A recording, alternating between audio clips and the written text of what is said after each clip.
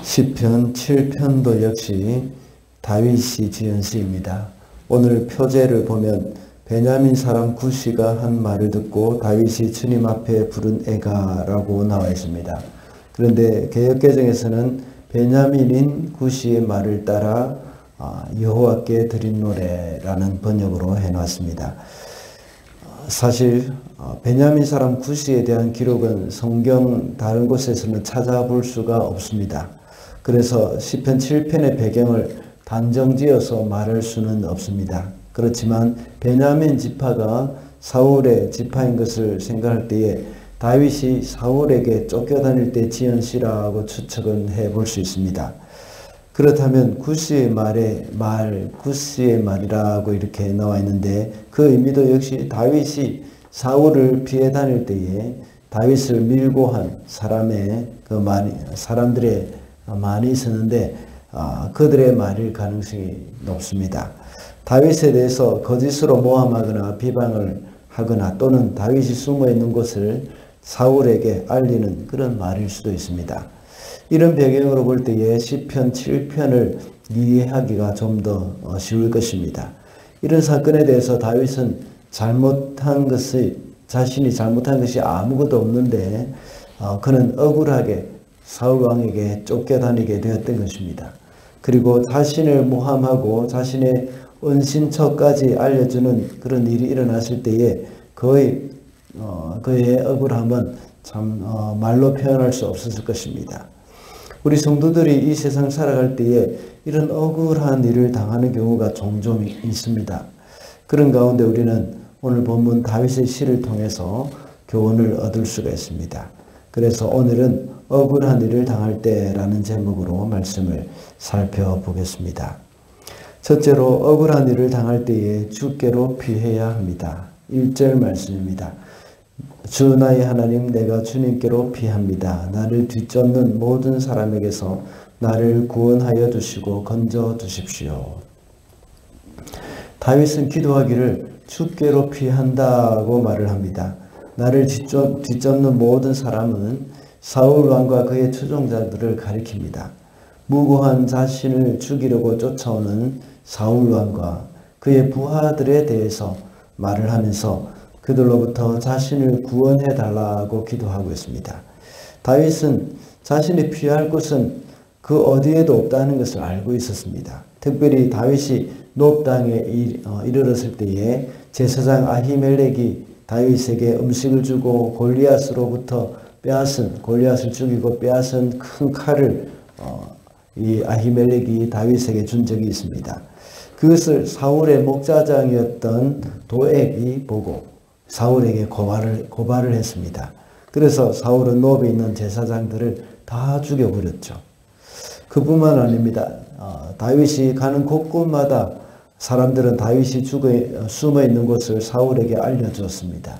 더 나아가서 그일라 거민들은 다윗이 자신들을 적군으로부터 구원을 해 주었지만 결국은 다윗을 이제 사울에게 고발해 버렸죠.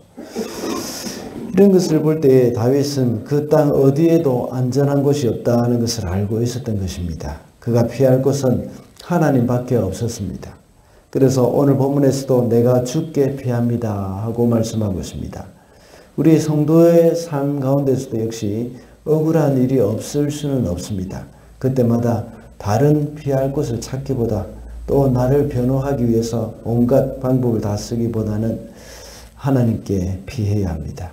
하나님께 그 억울함을 호소하고 하나님이 판단하시는 그 하나님의 판결에 우리가 의지해야 하고 하나님이 해결해 주시도록 우리가 기도해야 하겠습니다. 둘째로 억울한 일을 당했을 때에 인내해야 합니다. 8절 말씀입니다. 주님께서 뭇 백성들을 판단하시는 분이시니 내가 의와 내 성실함을 따라 나를 변호해 주십시오. 다윗은 억울함을 하나님께 고하면서 하나님께 피했습니다. 그러면서 하나님이 판단하시는 분이라고 말씀합니다. 무고한 자신의 억울함을 하나님이 변호해 달라고 기도하는 겁니다. 우리가 다윗의 인생을 우리가 다 알고 있죠. 다윗은 비록 자신이 아무 잘못도 하지 않았음에도 불구하고 자신을 죽이려고 쫓아오는 사울 또는 자신을 죽이려고 쫓아오는 자기의 아들 압살롬 그들을 향해서 전혀 대항하지 않았습니다. 그 이유가 우리가 이미 알고 있는 대로 하나님의 기름 부음 받은 왕이 바로 사울이기 때문입니다. 그래서 그는 오직 하나님께서 판단하시도록 맡겼던 것입니다. 압살롬에 대해서도 마찬가지였죠. 하나님께서 자기가 지은 죄 때문에 이제 압살롬을 통해서 자신을 징계하신다는 그런 생각을 가지고 있었던 겁니다. 그런 가운데서 그는 하나님만 의지할 수밖에 없었던 겁니다. 이렇게 하나님이 판단하실 때까지 기다리기 위해서는 인내가 필요합니다. 만약 자기 자신이 판단한다면 인내하고 기다릴 필요는 없죠. 좋은 기회가 있을 때에 실행에 옮기면 되는 겁니다. 그러나 하나님이 판단하시기를 원한다면 하나님의 때를 기다려야 하는 겁니다. 사울을 죽일 좋은 기회가 왔다고 해서 함부로 그것을 실행할 수가 없습니다. 이와 같이 우리 성도들도 역시 억울한 일을 당했을 때 맞서서 싸우는 것이 아닙니다. 성도는 억울하다고 해서 맞서 싸우는 것이 옳지 않다는 것이죠. 그저 하나님께 맡기고 인내해야 합니다. 그렇게 할 때에 하나님의 때가 되면 그 억울함을 풀어주실 것입니다. 다윗은 사울이 하나님이 기름 부은 왕이기 때문에 그를 함부로 대하지 않았습니다.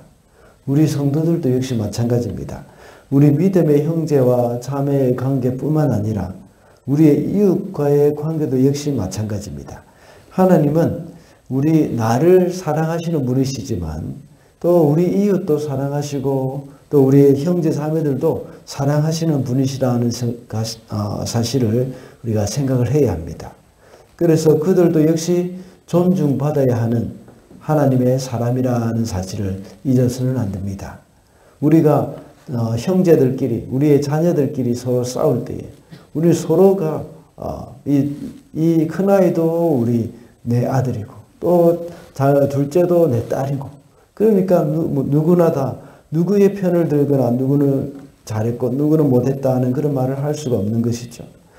그러니까 우리는 서로 하나님의 사랑하는 자녀들이라는 것을 다 알고 그 사람들을 존중하는 것 그것을 하나님께서는 기뻐하시는 일입니다.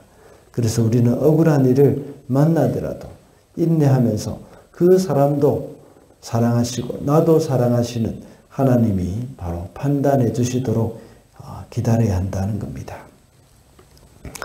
셋째로 억울한 일을 당할 때에 하나님을 찬양해야 합니다. 17절입니다. 나는 주님의 의로우심을 찬송하고 가장 높으신 주님의 이름을 노래하련다. 다윗은 이런 억울하고 분통이 터지는 상황이지만 하나님을 찬양하고 있습니다.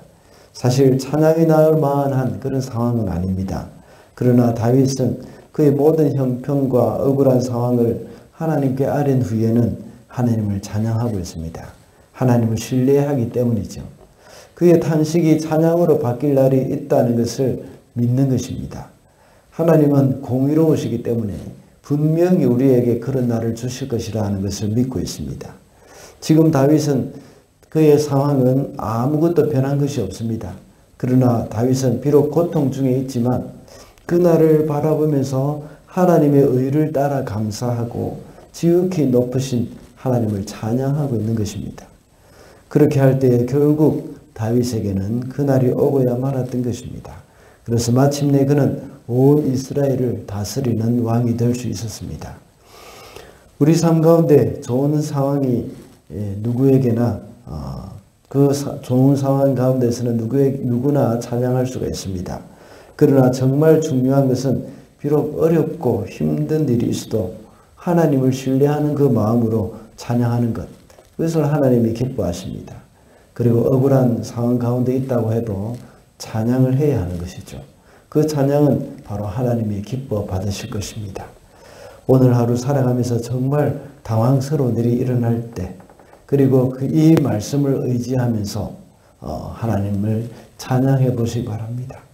그리고 억울한 일이 있어도 찬양하고 일이 잘 풀리지 않을 때도 역시 찬양하는 그런 마음. 그것이 바로 욥의 고백이었다고도 볼 수 있습니다. 고난 중에도 하나님의 의로우심을 바라보고 감사하면서 찬양하는 그 성숙한 저와 여러분이 되시기를 바랍니다. 말씀을 맺겠습니다. 오늘은 억울한 일을 당할 때라는 제목으로 말씀을 살펴보았습니다. 억울한 일을 당할 때 주님께로 피해야 하고 인내해야 한다고 했습니다. 그리고 억울한 일을 당할 때에 하나님을 찬양해야 한다고 했습니다. 오늘 하루도 이러한 마음으로 늘 주님과 동행하는 저와 여러분이 되시기를 바랍니다.